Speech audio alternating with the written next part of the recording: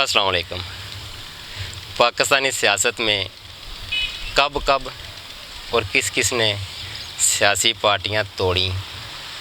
اور ان میں سے پھر نئی پارٹیاں بنائیں، پھر ان پارٹیوں کا کیا حال ہوا، اس سے کسی نے کوئی سبق حاصل نہیں کیا، نہ اسٹیبلشمنٹ نے اور نہ ہی سیاستدانوں نے۔ اور اس کے لیے جو مین وسائل مہیا کرتی ہے یا جو اپنے آپ خود کو پیش کرتی ہے جو پارٹی، وہ ہے اکثر یہ مسلم لیگ بنیادی طور پہ ہی ہوتی ہے۔ اس کا ہم دیکھتے ہیں کہ کس نے کب توڑا، تو ہم لاسٹ 25-30 سال کو دیکھنا شروع کر دیں تو مشرف دور سے 25 سال تقریباً بنتے ہیں، 99 24 سال تو انہوں نے آ کے مسلم لیگ سے، مسلم لیگ نون سے مسلم لیگ کاف نکالی، پھر مشرف صاحب کے ہی دور میں پیپلز پارٹی سے پیٹریاٹ نکلے۔ ویسے تو مسلم لیگ سے جنیجو لیگ، چٹھا لیگ، لیکن یہ وٹو لیگ، لیکن چونکہ وہ ان کا آج نام و نشان بھی نہیں ہے، وہ نہ ہونے کے برابر ہے، ون مین شو ہی والا تھا کام، تو اس لیے ان کا نام یا ان کے بارے میں کوئی زیادہ تفصیل سے بات کرنے کی ضرورت بھی نہیں ہے۔ لیکن جو اس وقت آن گراؤنڈ ہیں وہ بہرحال نون لیگ اور کاف لیگ دونوں ہیں۔ چلو کوئی قومی سطح پہ ہے، کوئی کم سے کم اپنے علاقے، لیکن اسٹرانگ پوزیشن میں ہے کاف لیگ بھی۔ اور پیٹریاٹ جو نکلے تھے آج ان کا نام و نشان نہیں ہے۔ پھر اس کے بعد شیخ رشید صاحب کی عوامی مسلم لیگ بھی نکلی، بلکہ مشرف صاحب نے پھر خود اپنی آل پاکستان مسلم لیگ بھی بنائی۔ سو ان کا کہاں ہے سوائے ایک شیخ رشید کی، چلو کم سے کم ون مین شو تو ہے، سامنے تو ہے نا۔ اور اب پاکستان تحریک انصاف سے IPP استحکام پاکستان پارٹی نکالی۔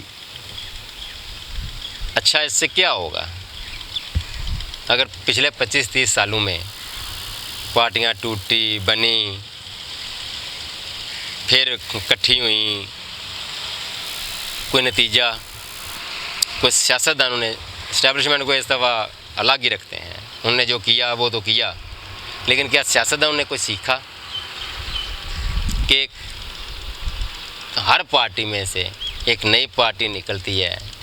اپنے 2-4 سال 5 سال یا اقتدار کا ایک ٹینیور انجوائے کرتی ہے، تو اس کا کیا رزلٹ نکلا ہے کہ آج پاکستانی عوام کو شدت سے نفرت ہے سیاستدانوں سے۔ اور یہاں ذیلی طور پر اسٹیبلشمنٹ کا بھی ذکر آئے گا کہ جن کے پیار میں، جن کے شک کے زوم میں مبتلا تھے، ان کا بھی کیا حال ہو گیا ہے کہ اگر پارٹیوں میں سے پارٹیاں نکالتے رہے اور آج سروے کرا ایز اے انسٹیٹیوشن بہرحال کا تو ایک الگ مقام ہے، لیکن جن افراد نے کی ہے وہ اپنے اس والے سے سروے کرا کے دیکھ لیں تو کیا رزلٹ نکلے گا، ان کے 14 طبق روشن ہو جائیں گے۔ میں کہتا ہوں ان کو بھی کچھ نہ ہو، باڑ میں جائے عوام، سیاستدان، اسٹیبلشمنٹ، خطے کا کیا بنا، اس ملک کا کیا بنا؟ نہ یہ جغرافیائی طور پر محفوظ رہ سکا، نہ یہ نظریاتی طور پر محفوظ رہ سکا، اور نہ یہ دینی طور پر۔ کیونکہ ملا نے بھی اس کو کاروبار بنا لیا دین کو،